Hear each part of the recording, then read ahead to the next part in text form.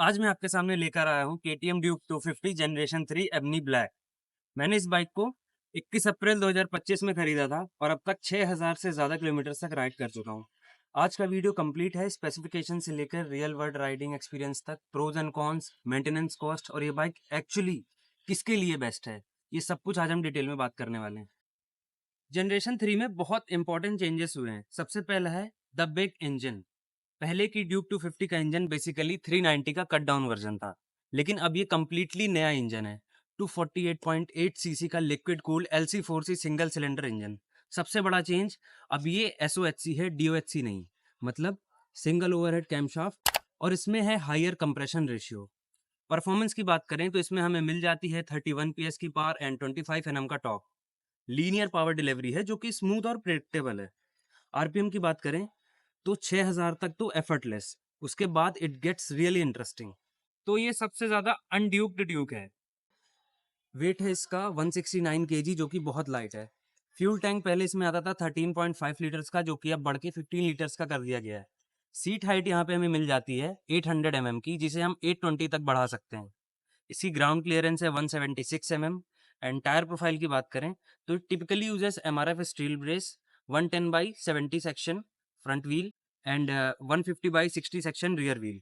Breaking में यहाँ मिलता है 320 का front disc with 4 piston radial fixed caliper and 250 disc with single piston floating caliper for rear wheel, जो देता है excellent bite and control with dual channel ABS। Front में है WPFX के 43 बिग पिस्टन USD फोक्स, जो कि है non adjustable for compression and rebound, unlike Duke 390 Gen 3 which allows full adjustability. And rear में मिल जाता है WPFX एमल्जन मोनोशॉक एंड ये है 10 step preload adjustable which gives you freedom to stiffen और soften the spring depending कि आप solo rider कर रहे हो या फिर you are riding with a pillion. यही रीजंस हैं जो इस मशीन को बनाते हैं ओवरऑल लाइटर और शार्पर। शैसी अपडेट्स में फ्रेम की बात करें तो ये है steel trellis frame, main frame है and pressure diecast aluminium sub frame, जो कि है same frame S 2024 Duke 390। Design की बात करें तो मुझे ड्यूक 250 का डिजाइन 390 से बेटर लगा, क्योंकि 390 का फ्रंट शाउट थोड़ा सा ओवरबिल्ट है एंड 250 का डिजाइन क्लीनर और बैलेंस्ड है। एबनी ब्लैक कलर में है ये, प्रीमियम मैट फिनिश। बात करें अगर बिल्ड क्वालिटी की तो प्लास्टिक पैनल्स की क्वालिटी डिसेंट है, but minor panel gaps noticeable है। ओवरऑल फिनिश पहले से बहुत ज़्यादा क्लीन एंड बेटर है। KTM ने क्वालिटी पे तो अच्छा फोकस किया है। ये मशीन इक्विप्ड है कुछ प्रीमियम फीचर्स के साथ, जैसे full LED setup including the headlamp, tail light and turn signals are LEDs for improved visibility and modern look. और इसमें मिल जाता है एल्यूमिनियम का sub frame and swing arm. Display and electronics की बात करें तो यहाँ पे मिल जाता है 5 इंच का कलर TFT डिस्प्ले, जो कि सनलाइट में भी क्लियर दिखता है, विच इज़ एन अपग्रेड, क्योंकि प्रीवियस जनरेशन में LCD डिस्प्ले था। And Bluetooth and smartphone connectivity है, जिसे हम KTM ऐप से भी पेयर कर सकते हैं for turn by turn navigation, managing incoming calls and music playback भी कंट्रोल कर सकते हैं। यहाँ पे हमें मिल जाता है टाइप C का चार्जिंग पोर्ट, जिससे आप अपना फ़ोन भी चार्ज कर सकते हैं। Bidirectional quick shifter plus मिल जाता है, जिसे आप ऑन या ऑफ भी कर सकते हैं। और यहाँ मिलता है dual channel anti locking braking system ABS, which features a super moto mode, जो कि आपको अलाउ करता है to switch off the ABS off rear wheel for specific riding condition, जैसे कि ऑफ रोडिंग। दो राइडिंग मोड्स मिल जाते हैं, जैसे स्ट्रीट एंड ट्रैक। और मुझे जो सबसे एक्साइटिंग लगा वो था slipper clutch, the power assisted slipper clutch, जो कि एग्रेसिव डाउनशिफ्ट्स में रियर व्हील को लॉक होने से बचाता है। सिटी के लिए ये बाइक फिनोमिनल है। अब देखते हैं कि इसकी ट्रैफिक परफॉर्मेंस कैसी है। लाइट वेट है तो मैन्यूवर करना इजी है। क्विक एक्सीलरेशन है जो कि कॉन्फिडेंस देता है। 6000 RPM तक एफर्टलेस राइडिंग। उसके बाद it gets really interesting. Engine character की बात करें तो यही है इसका USP। 390 ड्यूक डिमांड करती है एंड 250 ड्यूक कहती है let's do this together. Quick shifter is really good. मैंने इसे टेस्ट किया इन ट्रैफिक, थर्ड से सिक्स, सिक्स से वापस थर्ड, हर बार स्मूथ। लोअर RPM पे भी काम करता है, ये रेयर है। एक प्रॉब्लम ये है कि थोड़ा सेंसिटिव है। इट रेयरली हैपेंस, बट कभी कभी एक्सीडेंटली शिफ्ट हो जाता है, बट इंटेंशनल शिफ्ट फ्लॉलेस।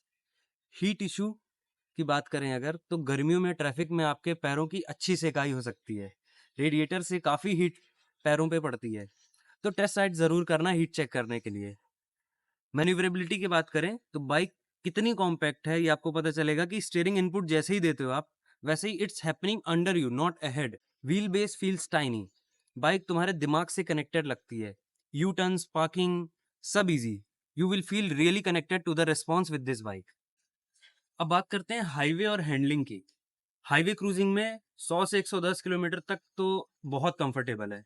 उसके बाद वाइब्रेशंस मिनिमल हैं, बट 110 के बाद थोड़ा वाइब्रेशन मिरर्स में फील हो सकता है। Wind protection zero, because it's a naked bike. Top speed and acceleration की बात करें तो मैंने इसमें अभी तक 156 तक टेस्ट किया है। नंबर्स की बात करें तो 0 to 60 3 seconds, 0 to 100 around 8 to 9 seconds. Overtaking में काफ़ी कॉन्फिडेंट फील होता है। Handling is phenomenal. हैंडलिंग में ये बाइक आउटस्टैंडिंग है। Steering is just immediate. Sharp corners में कॉन्फिडेंस टॉप नॉच, क्योंकि यहाँ मिलता है WPFX का सस्पेंशन और लाइट वेट का perfect combo. And turning radius भी काफ़ी कम है। सिटी कॉर्नर्स हो या घाट रोड्स, हर जगह consistent performance. Suspension sporty tuning है, कंफर्ट ओरिएंटेड नहीं। स्मॉल पॉट होल्स में बढ़िया परफॉर्म करता है, एंड बड़े पॉट होल्स पे थोड़ा स्टिफर साइड फील होगा। ओवरऑल राइड क्वालिटी पहले से काफ़ी बेटर है। कंपैरिजन में अगर MT-15 से बात करें तो स्लाइटली स्टिफर साइड पे आपको फील हो सकता है। डोमिनार से स्पोर्टी है। हैंडलिंग में बेस्ट इन क्लास। अब कंफर्ट एंड एर्गोनॉमिक्स बहुत इंपॉर्टेंट एस्पेक्ट है। राइडर सीट अराउंड 150 किलोमीटर तक तो कंफर्टेबल है। अगर आप वन गो में जाते हैं उसके बाद पैर काफ़ी स्टिफ हो जाते हैं। सीट हाइट 800 mm की है, जिसे 820 तक कर सकते हैं।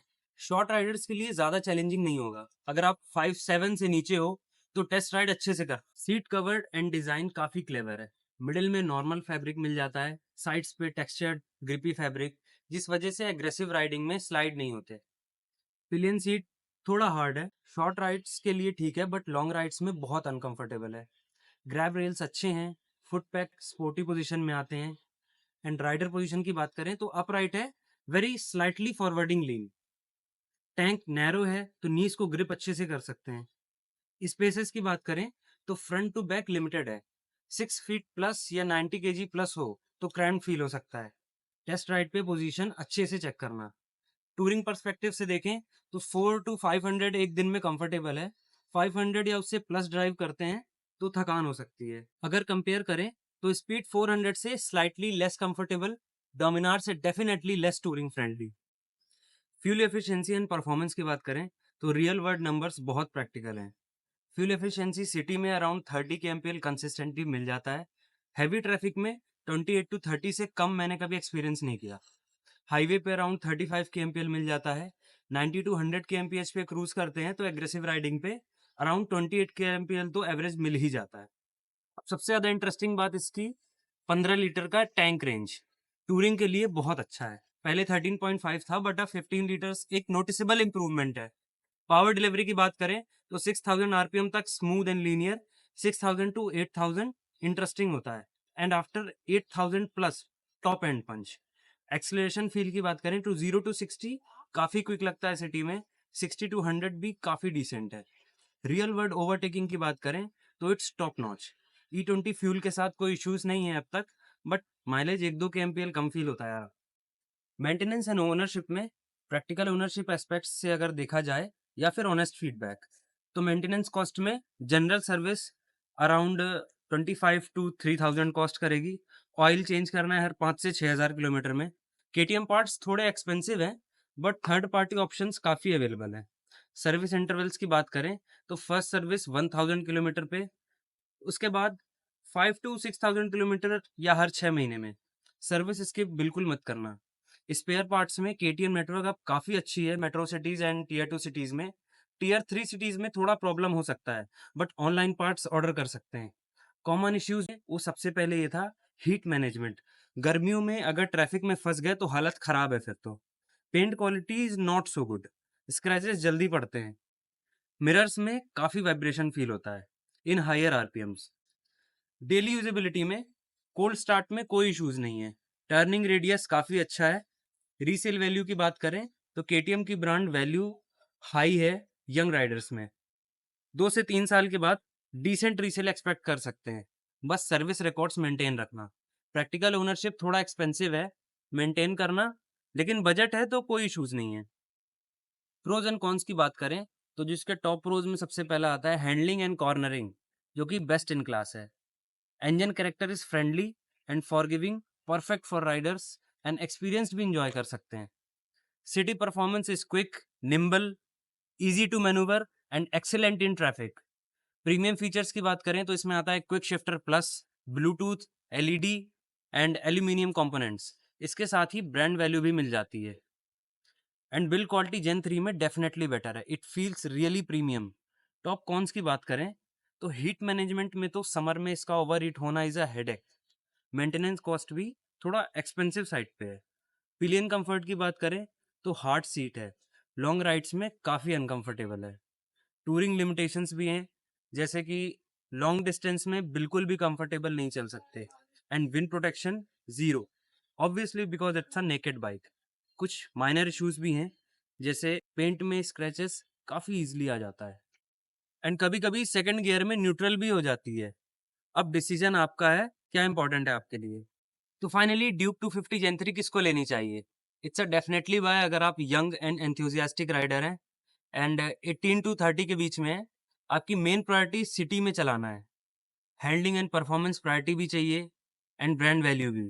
एंड सबसे ज़रूरी, अगर आपका बजट अराउंड 2.5 लैक्स है। एंड अवॉइड करें अगर आप लॉन्ग डिस्टेंस टूरिंग करते हैं या शॉर्ट हाइट के हैं बेलो 5.5, या बजट टाइट है या आपको चाहिए एक लो मेंटेनेंस प्रायोरिटी, तो ये बाइक आपके लिए नहीं है। लेकिन राइड बायर के लिए परफेक्ट है। अगर मैं तुम्हारी जगह होता और मुझे सिटी और वीकेंड राइड्स पे जाना होता, तो बिल्कुल परचेज कर सकते हैं। डेली टूरिंग के लिए भी ले सकते हैं। फर्स्ट बाइक एंड एक स्पोर्टी लुक चाहिए, एक्सीलेंट है उसके लिए। फर्स्ट बाइक और रिलैक्स्ड पोस्चर चाहिए, बहुत ज़्यादा रिलायबल चाहिए, तो MT-15 या डोमिनार भी ले सकते हैं टूरिंग वगैरह के लिए। कुछ बाइंग टिप्स, टेस्ट राइड में हीट चेक ज़रूर करें। सीट हाइट अच्छे से ट्राई करो। Try to extend warranty. Accessories plan करो, जैसे tank bag, mobile holder and insurance plan अच्छे से समझो। प्राइस नेगोशिएशन में एक्सेसरीज पे डिस्काउंट मांगो। And final words, Duke 250 gen 3 एक ब्रिलियंट मोटरसाइकिल है for the right person. Handling, performance, looks top notch. हाँ, कॉम्प्रोमाइजेज हैं, जैसे हीट का, storage, pillion comfort and what not, लेकिन प्रायोरिटीज मैच करती हैं तो डिसअपॉइंट नहीं करेगी। ये केटीएम्स में सबसे फ्रेंडली है। 390 चैलेंजिंग है, 200 काफ़ी लीनियर, बट 250 एक स्वीट स्पॉट है।